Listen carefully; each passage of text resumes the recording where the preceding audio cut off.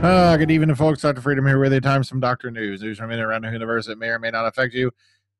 And then you get trapped in the void.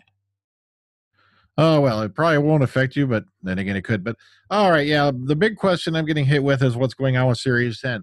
Thing is, I have not heard jack as to when Series 10 is going to start filming as yet. If anyone knows anything or anyone's heard anything, drop me a line. I'll look into it. I've been, also been pretty busy taking care of Lady G, so I haven't really had a whole lot of time, to bounce through Twitter, bounce through, the usual suspects, just to find out if Kaiser Soze is really going to direct Series 10 or not. Oh, wait a minute. Sorry, wrong reference.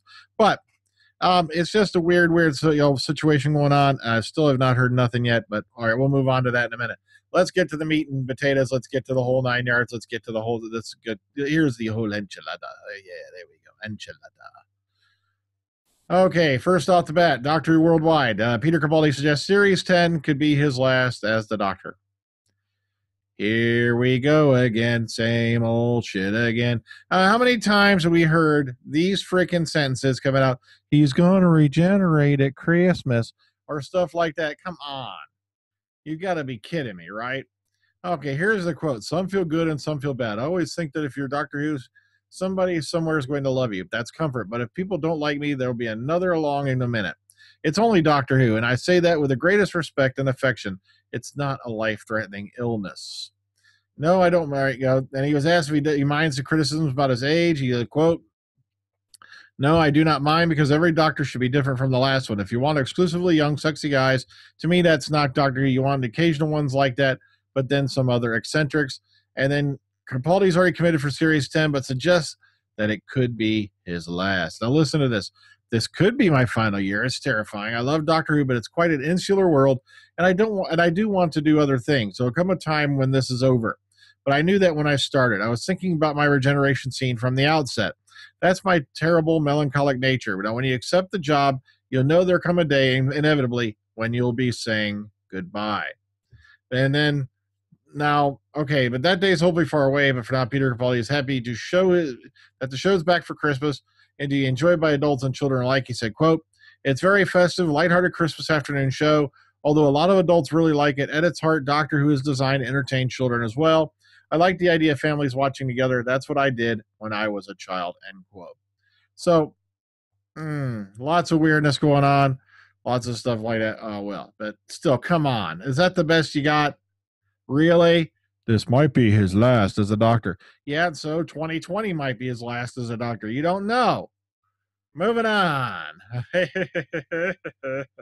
I forgot to scroll back up after I read this. Sunday Express, Doctor Who's Alex Kingston. I was quite surprised when I was asked to come back. The actor is returning back to Doctor Who for the Christmas episode as Professor Riversong. And we all knew that she's coming back. She is joined by fellow guest stars Greg Davies and Matt Lucas. And it goes into the interview from here. If you're into this, if you want to read this, go right ahead. I didn't spot anything really spoilery, but you never know. So you may want to keep your eyes open. Also in the Express, Dr. Showrunner Steven Moffat said there's no way to kill off Riversong.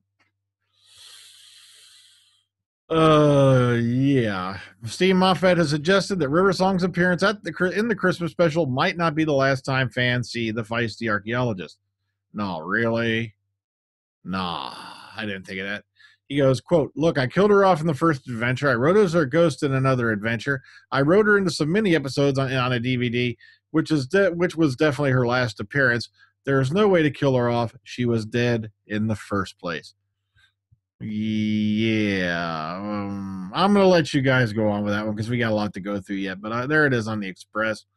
Okay, Christmas special, 10 exciting teasers for the husbands of Riversong. Here we go. Number 1.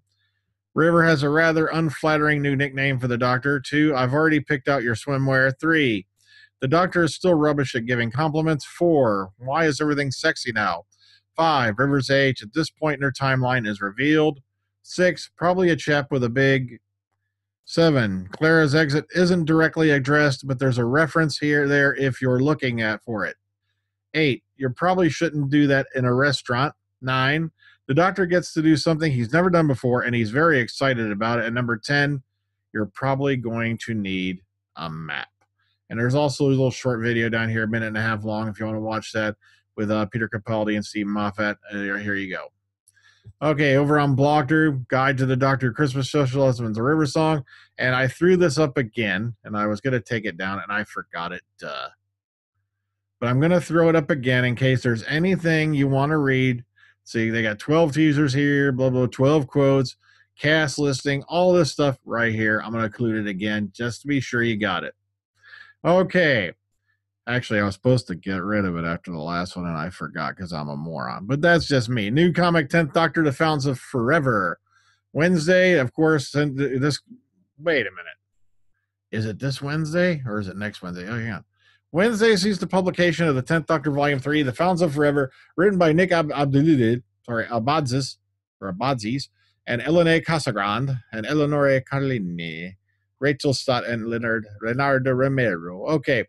And it goes into what you call it, the way you call it, talks about Gabby and whatnot. Here's the synopsis if you want to check it out. The Fountains of Forever. Also, a couple of here's the first cover. Here's a bunch of the pages if you want to go take a look at it. And somebody let me know, was this last Wednesday or is they're talking about like this coming Wednesday? I think they meant last Wednesday it came out. See, that's the problem when you fall behind. That's why I like getting these done on a daily basis. But I've had more important things to look after right now. Okay, Hellbent official rating. All right, sorry, Hellbent official rating. Duh. Okay, consolidated rating 6.17 million viewers. The problem is I don't like the numbers I've been seeing. I'm not kidding. There has been a drop off of about 1 million to sometimes case 1.5 million viewers. And it might just be the fact, but the problem is Live Plus 7 should be picking that up. And I'll show you what I mean here in a minute or so. I think I still have the article up. If I don't, we'll cover it another time. Okay, here they are. That's it is. Series 9 ratings update. All right, here we go.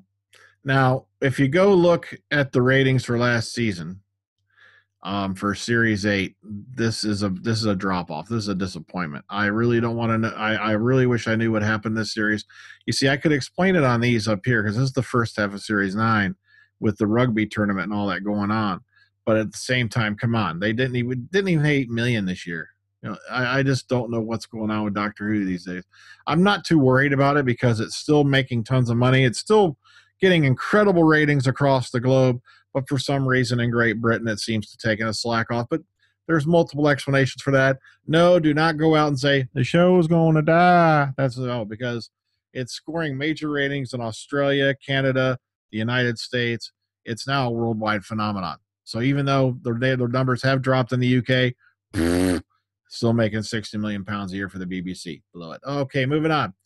Series 9, DVD Blu-rays details announced. Now, this is something I saw earlier today. And all right, now, this is supposed to be due out in the UK on the 7th of March and North America on the 5th of April. That's not my complaint. Now, somebody told me that something was on here that I really don't think should be. But right here. Why is the fan show, which is available on the internet? You can find it on you can find it on the BBC. I think you can find it on YouTube. Why are they smashing this crap onto your DVD sale? I don't know. That's just me. I'm not going to, I'm just joking around. I've never watched the fan show. It's not my thing. I think it's aimed more towards kids, but there's some things about the host I'm not even going to go into. I really don't want to get into that whole ball of wax. But still, why is the fan show on the Series 9, DVD collection? I know some people dig it and all that, but you can go watch it anytime you want online. It's not like it's an exclusive thing, It's not like it's hard to get a hold of. But okay, that's just me. That's a weird thing. Okay. Now, the complete Series 9 will be available to pre-order from our Amazon shops in the UK, Blu-ray, DVD, USA, blah, blah, blah, and can also be purchased from the BBC shop and other retailers. Please note, at the time of this writing, only Amazon and the US have the item up for pre-order. The others are expected to be available shortly, which is weird because it's not coming out until a month later in the US. But okay. Doctor Who Magazine Yearbook 2016. 100-page Doctor Who Magazine Yearbook has been released with all new material, including interviews with Michelle Gomez, Ingrid Oliver, Steven Moffat, Mark Addis, Sarah Dollard, Derek Ritchie, Daniel O'Hara, and Edward Bazalgette, or is it Bazalgette? Bazalgette. We'll call it Bazalgette. Basil Exposition. Oh, well. Elsewhere in the nation, Peter Capaldi shares his memories of the extraordinary photo shoot on Abbey Road, and there is a look behind the scenes on November's Doctor Who Festival, and the magazine pays tribute to the Doctor Who luminaries who passed away in 2015. And it's available as of last Thursday, priced at £5.99, $11.99 US. And Legacy Christmas update. Tiny Rebel Press. Why did I screw up on that? I actually said it right for a change. Tiny Rebel Press have revealed their upcoming plans for the online game Doctor Who Legacy, and all kinds of nifty stuff coming out for it right now. Like I said, it's not my bag, but I'm going to include it here in case you all want to look this up, take a look at it. So I'm not really a big, online, like mobile phone player or anything like that. I think the last gaming console I bought was a PlayStation 1, and that was for like $20 at a flea market. I can't remember how many years ago, and I ended up giving it to my nephews because I just too many buttons for me. Okay, and Titan Comics announced variant covers. We're going to end today because like I said, we covered a lot of material, but let's finish it off. Titan Comics have announced a series of variant covers for 3 of their ongoing Doctor Who comics. The variants are drawn by Japanese artist Question Number 6. I'm not kidding. That's his name. That's what he goes by. Question Number 6. I don't know. This is back. He had previously worked on Doctor Who comics at a fan level, being involved with the web comic adaptation of AM Audio Media's award-winning Doctor Who Dark Journey audio play. The comics featuring Question Number 6's art will be available early next year. The 10th Doctor Adventures Year 2, number 2, 6. The 12th Doctor Adventures Year number 2, will be available on January 13th, whereas 2016, the 11th Doctor Adventures Year 2, number 6 will be hitting shelves on February 3rd. Weird stuff. But hey, if you're into that kind of art, that's your thing. Okay, so lots of weirdness going on, lots of other things that go on like that. But yeah, for those of you who hadn't heard, the Whovians channel are already re-uploading their material. So go give them some love. Go give them a little visit.